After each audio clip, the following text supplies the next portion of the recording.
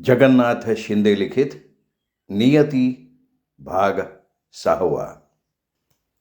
ये बस. ती बसली. कामाचं बोल. मी प्रतापला भेटायला आले होते. हो का? प्रताप मुंबईला गेलाय. कधी येईल? नाही ग, काही सांगता येत नाही. काय? हो ना. काही काम होतं का? नाही, तसं नाही. त्याची कोण तू? नाही, तशी कोणी नाही मी, पण बोल बोल बोल, मोकळेपणानं बोल. मी त्याच्या कॉलेजमध्ये असते. हां, म्हणजे मैत्रीण म्हण की ग. हो, म्हणजे समजलं. कॉलेज सुरू होऊन 2 दिवस झाले. प्रताप आला नाही म्हणून आले. नको काळजी करूस, येईल तो. 2 दिवसात येणं अपेक्षित आहे. Thank you. जाऊ मी? नको. ती दचकली. स्वतःला सावरलं. त्याच्या वर्गात शिकतेस? नाही नाही, मी कॉमर्सला आहे आणि मी प्राध्यापिका आहे. वय? 26. त्याचं? त्याचं असेल 19च्या दरम्यान. याचा अर्थ 7 वर्षांनी मोठी आहेस तू. हो, तरीही प्रेम आहे माझं. लग्न करणार आहेस? हो. तो आत्ता सेकंड इयरला गेलाय. मग ग्रॅज्युएट होईल. नोकरी शोधण्यात एखाद दुसरं वर्ष, म्हणजे 5 वर्ष थांबणार. हो, काहीच हरकत नाही. त्यावेळी तुझं वय 31-32 होणार. माझी तक्रार नाही आहे. तारुण्याला उतार लागणार आणि तो ऐन तारुण्यात असणार. बरोबर? वनमाला गप्प. हे बघ, तू बाई, मी बाई, पण मी अनुभवी आहे. एक वेळ 5-6 वर्षांनी मुलगी लहान असलेली चालते, मुलगा नाही चालत. आरोग्यशास्त्रानुसार नाही, मानसशास्त्रानुसार नाही, आयुमानाचा विचार करता नाही. वनमालाची नजर खाली होती. आज विजयमाला प्राध्यापिका होती. त्याला ओळखलंस तू? कोण आहे तो माहिती आहे? ब्रिलियंट. एवढा एकच शब्द आहे त्याच्यासाठी. तुझ्यात गुंतवून का कुंपण घालतीयस त्याला? काय साध्य काय करणार आहेस? कोवळ्या वयात प्रेम, लग्न याचा विचार करायला लागेल त्याला. हे बघ, त्याचे पंख मोठे आहेत. गरुड आहे तो, गरुड. वळचणीला घरटं नको बांधायला लावूस. त्याला शिकू दे. माझ्या फार मोठ्या अपेक्षा आहेत त्याच्याकडून. मुलावर प्रेम करावं, किंबहुना त्याहून जास्त प्रेम आहे माझं त्याच्यावर, आणि अपेक्षा सुद्धा. तो इथेच राहतो. त्याला मी काम दिलंय ते उपकाराचं ओझं वाटू नये म्हणून. ती उठली. थांब, बैस. वनमाला बसली. हे बघ, माझ्या मुलाच्या प्रगतीत व्यत्यय आणू नकोस. अहो माई, तुला त्याचं सौंदर्य दिसलं ग, पण आईला गुण दिसतात. तो मोठा व्हावा, महान व्हावा म्हणून चारी बाजूनी पदर धरते, आणि तोच पदर मी आता तुझ्या पुढे पसरते. अहो माई, हे बघ, त्यागात प्रेम असतं बेटी. अश्रुपूस. छान आहेस. सुंदर मुलगा बघ, नाहीतर मी बघते. हुंदका दाबून धरत वनमाला बाहेर पडली. प्रताप मुंबईहून आला. आता सकाळी ऑफिसची झाडलोट, मग कॉलेज, दुपारी संपर्क कार्यालय. वनमाला येऊन गेल्याचं त्याला माहितीच नव्हतं. विजयमालानीही त्याला सांगितलं नाही, आणि तो वनमालाकडे गेलेला नव्हता. पण चांगलं चाललं होतं. 100-200 खर्चाला ठेवून 800-900 तो घरी पाठवत होता. गेटवर 20-25 विद्यार्थी उभे होते. ते सगळे सेकंड इयरचे होते. "अरे प्रताप, इलेक्शन लागलंय," जीवन म्हणाला. "अहो, नोटीस बोर्डवर वाचलं मी." "मग GS साठी तू उभा राहा ना." "नाही रे, नाही जमणार." "का रे, का?" "नाही, कसं आहे ना, अर्धा दिवस मला काम करायला लागतं." "अरे तुला आम्ही कष्ट करायला सांगतोय का? फक्त 3-4 भाषणं ठोक. प्रत्येक विभागात एक केलंस तरी चालेल. बाकी आम्ही बघतो की." "हां, पण मी म्हणतो." "काही म्हणू नको. उद्या फॉर्म भरायचा." मुलांनी आग्रहच केला. सायंकाळी विजयमाला कार्यालयात आल्या. बराच वेळ कार्यकर्ते होते. एक एक निघून गेला.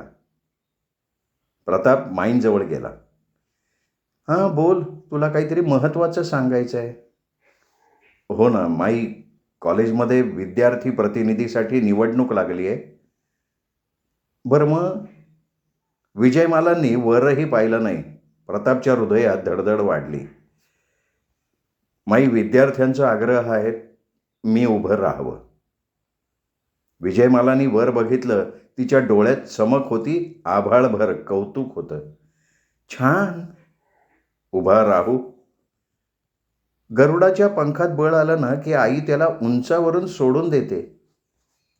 "माई, इथे कामात थोडा अजिबात व्यत्यय येणार नाही. आम्ही पाहू ते. हां, पण उभं राहायचं ते जिंकण्यासाठी." "मुलं माझं काम करणार आहेत." इतरांना कामाला लावतो ना तो नेता. माणसं मागे हवीत, बरोबर नकोत, पुढेही नकोत. मी समजलो नाही. आदर्श नेता व्हायचं स्वप्न ठेवलं ना की समजेल. फॉर्म भरू? तो पायाजवळ वाकला. त्याला उठवत विजयमाला म्हणाल्या, "स्वप्न आकाराला येईल असं वाटतंय." "माई, स्वप्न आहे रे ते आमचं." "बरं, खर्चाला किती देऊ?" "नाही, तशी आवश्यकता नाही वाटत. गाफील राहू नका." शर्यत, स्पर्धा म्हणजे सगळी शस्त्र हवीत. आजच्या काळात पैसा हे मोठं शस्त्र आहे. माणसांची किंमत मोजता येते. माई, 1,00,000 ठेवून घे, गरज भासते. पण विरोधी उमेदवार चारी मुंड्यात चीत झाला पाहिजे. त्यांनी आशीर्वाद घेतले. पण कॉलेज इलेक्शन सोपं नसतं. सर्वच तरुण, गरम रक्ताची मुलं मुली. प्रतापचा फॉर्म भरला. दुपारी त्याच्या कानावर बातमी आली, जयेश दुपारनंतर फॉर्म भरतोय. जयेश विद्यमान आमदार आनंदराव घोलप यांचा मुलगा. त्याची स्वतःची गँग होती. त्याच्या वाटेला कोणीच जात नव्हतं. गेली 3 वर्ष तो सेकंड इयरलाच अडकलेला होता. तो दुपारी धावत आला, बंगल्यावर गेला. "काय रे?" "माई, माझ्या विरोधात आनंदराव घोलपांच्या मुलांनी फॉर्म भरलाय." "मग?" "अहो, तो जयेश खतरनाक आहे." "हे बघ, कुणीही खतरनाक वगैरे नसतं. आपण भीती घेतो, आपण भांडवल करतो. तुला भीती वाटते का?" "तसं म्हणजे हे बघ, कॉलेजच्या आवारापर्यंत पोपट मोहिते येत जाईल. परत येताना त्याच्याबरोबरच यायचं.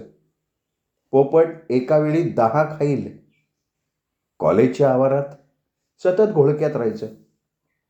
आवारात तो हात लावू शकत नाही.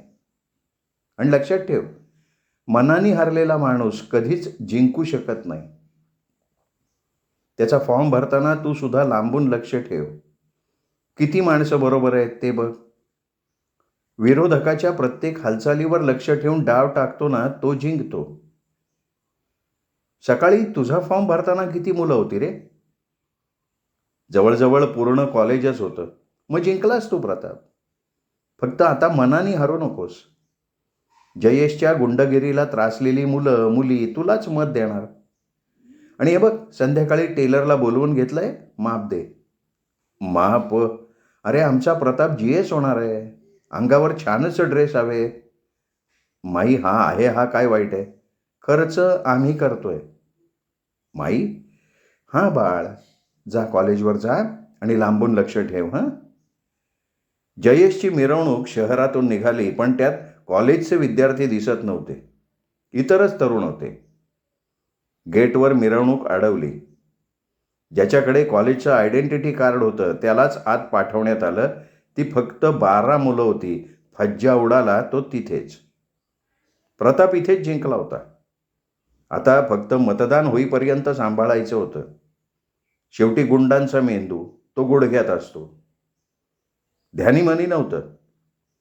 वर्गात मधल्या वेळेत 2-3 मुलं होती. जयेश आत आला.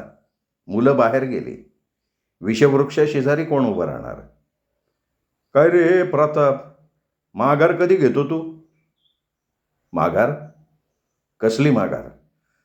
GS निवडणुकीतनं माघार घे. ही लोकशाही आहे आणि लोकशाहीत सगळ्यांना निवडणूक लढवण्याचा अधिकार आहे. याचे परिणाम काय होतील माहिती का? माहिती आहे की परिणाम.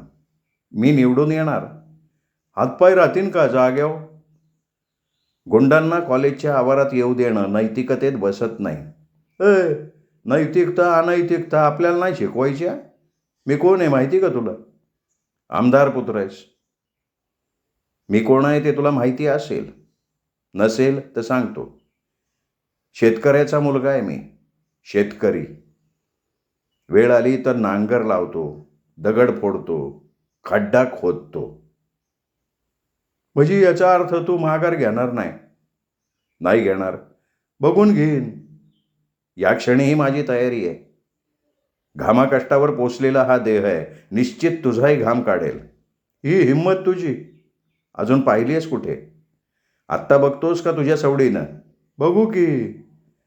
अरे भाडोत्री गुंडांच्या जीवावर बढाया मारतोयस तू, पण लक्षात ठेव, कुणाचे हातपाय मोडले तर तक्रार नको. बघून घेतो. किरकिरत तो बाहेर पडला. प्रतापला पोपट मोहिते कॉलेजमध्ये सोडत होता, परत घेऊन जात होता. त्यामुळे जयेशचे गुंड शेपूट पायात घालून होते.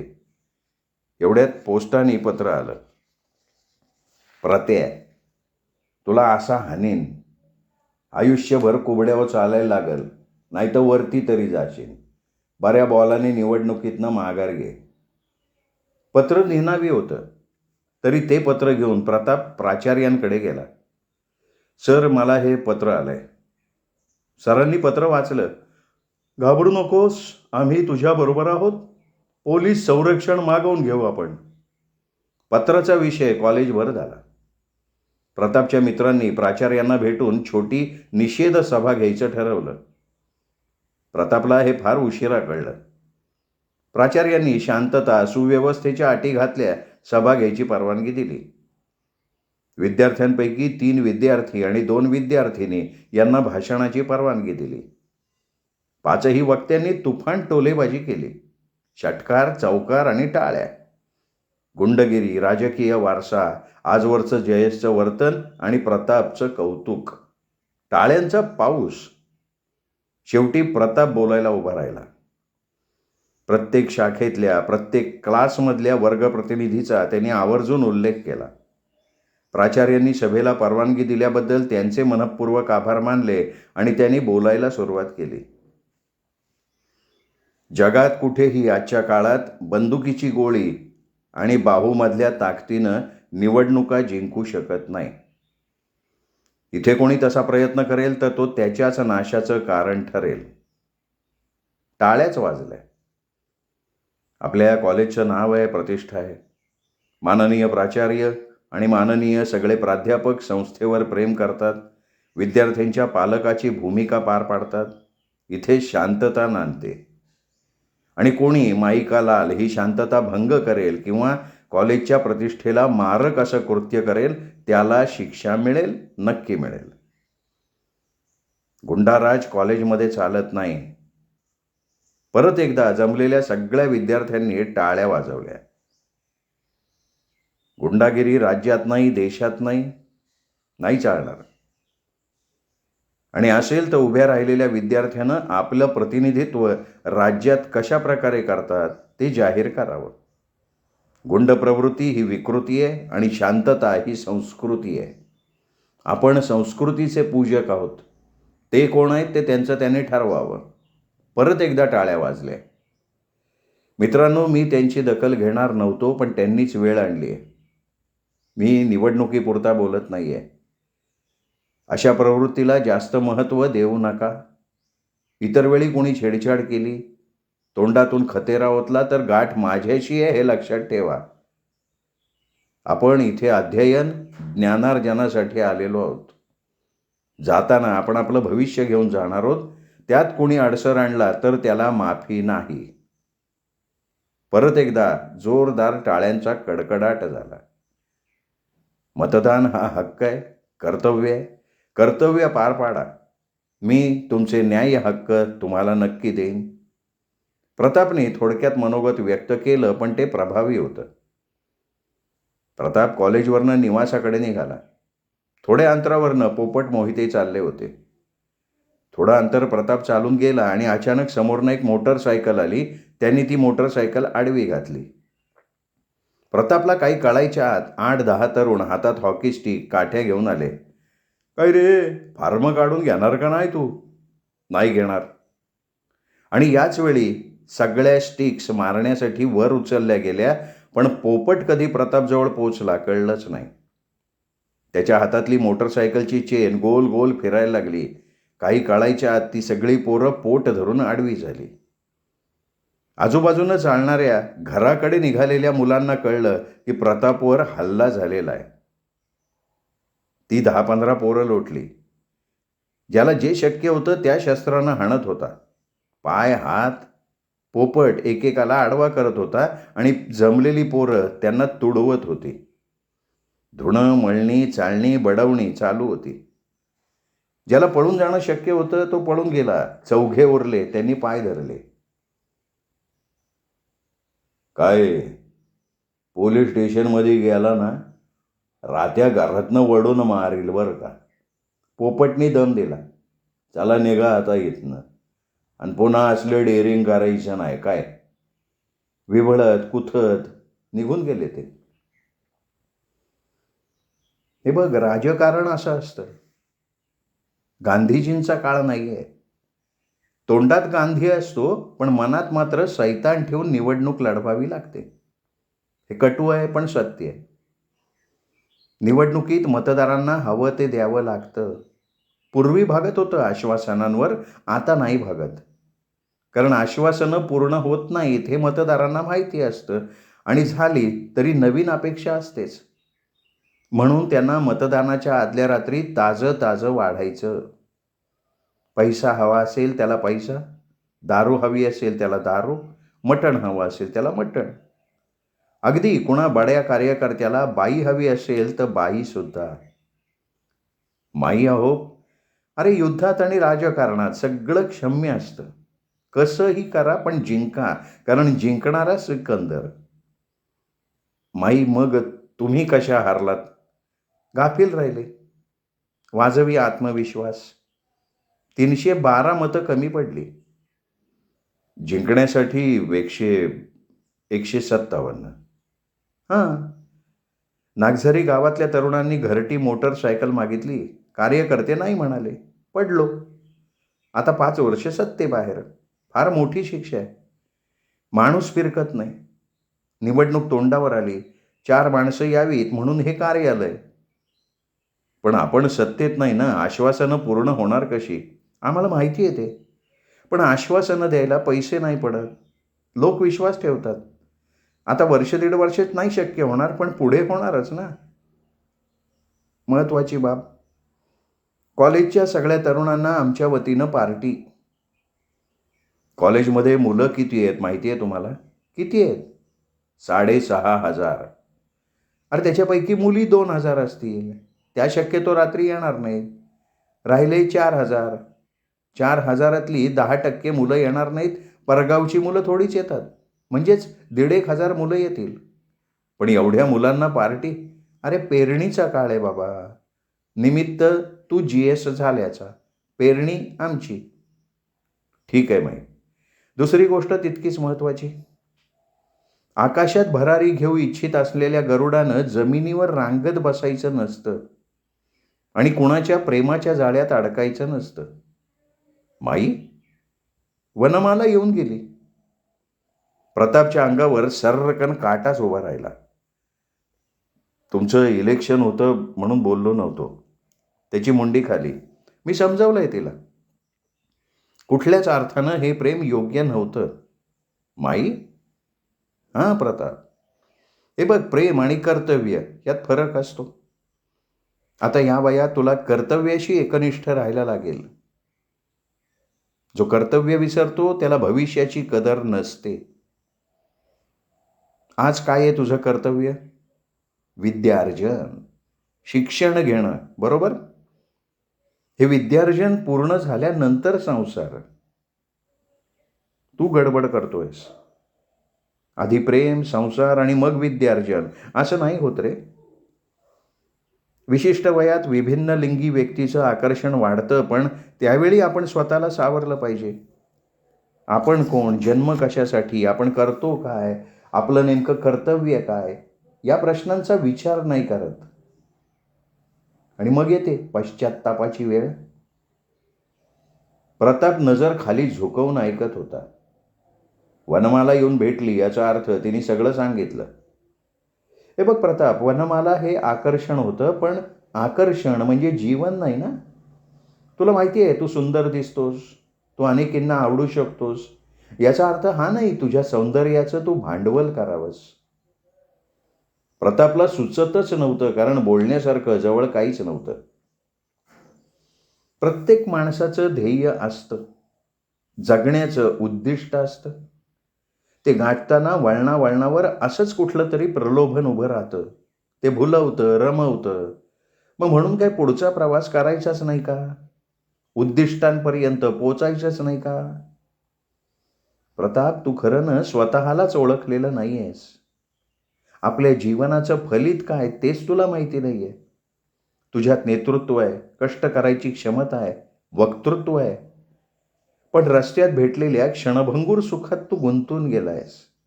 यासाठी एका जन्म आणि प्रेम म्हणजे काय सर्वस्व? प्रताप पुरता घायाळ झाला होता. प्रताप, माझ्या खूप मोठ्या अपेक्षा आहे तुझ्याकडनं. तू विचार कर, कसं वागायचं, कसं जगायचं ते तुझं तू ठरवायचं. जा आता. माई, माझं चुकलं माई. प्रतापचे डोळे डबडबले होते. हे बघ, चुकतो तो माणूस, पश्चात्ताप होतो, तो सुधारणा करतो आणि सुधारण्याचा प्रयत्न करतो, तो यशस्वी होतो. माझा विश्वास आहे, पश्चात्तापाच्या अश्रूत अमंगल वाहून जाईल आणि मंगल घडेल. त्या रात्री प्रतापला झोप लागली नाही. डोळ्यापुढे उभी राहिली भारती. काय कळत होतं त्यावेळी? प्रेम म्हणजे काय हे तरी कुठे माहिती होतं? आकर्षणाशिवाय काय होतं दोघात? वर्तमानाची जाणीव, भविष्याचा वेध, फक्त आकर्षण. जर झालंच असतं लग्न तर अंगावर काटा उभा राहिला. भविष्याच नाही. जे आईवडिलांच्या नशिबी तेच आपलं. घडलं ते चांगल्यासाठी. वनमाला. काय नियती आहे बघा. ध्यानीमनी नसताना वनमाला जीवनात आली. गुंतलो, अगदी कोळ्याच्या जाळ्यात गुंतावं तसं गुंतलो. इथे तरी कुठे विचार होता? अविचारच. केव्हाही संयम सुटला असता आणि हो, नक्कीच सुटला असता. थिरथिरतं मन, थिरथिरता प्रताप. त्याशिवाय का दावं गळ्यात बांधून मीनाक्षीच्या मागे रानावनात हुंदडला प्रताप? विचार शून्यता, वाहवत जाणं. सावरलं पाहिजे स्वतःला. निर्जीव ओंडका आहे का पाण्याबरोबर वाहणारा? का गाय म्हैस आहे कासरा ओढेल त्याच्या मागे जायला? अवखळ मन, विचार शून्यता, याला आता सतत आळा घातला पाहिजे. प्रत्येक पाऊल विचार करून टाकलं पाहिजे. विजयमालांचा सकाळी सकाळी निरोप आला, पक्षाची मुंबईत मीटिंग आहे, तयार राहा. विजयमालाबरोबर प्रताप मुंबईला गेला. सभागृह खचाखच भरलेलं होतं. पक्षाचे आमदार, जिल्हा स्तरावरचे पक्षाध्यक्ष, कार्यकर्ते, लोकप्रतिनिधी सगळेच उपस्थित होते. दिल्लीवरून पक्षाध्यक्ष, कार्यकारिणी सदस्य आले होते. सभेचा उद्देश अर्थात राज्यातली सत्ता पुन्हा ताब्यात घेणं हाच होता. येऊ घातलेल्या वर्षभरातल्या सगळ्या निवडणुकीत सर्व संस्था पक्षाच्या ताब्यात याव्यात आणि सत्तास्थानी पक्ष राहावा ही उद्दिष्ट डोळ्यांपुढे ठेवून आयोजित केलेली सभा. त्या अनुरोधानं व्यासपीठावरील देशपातळीवरील पक्षाच्या वरिष्ठांची भाषणं झाली, अध्यक्षांचं भाषण झालं.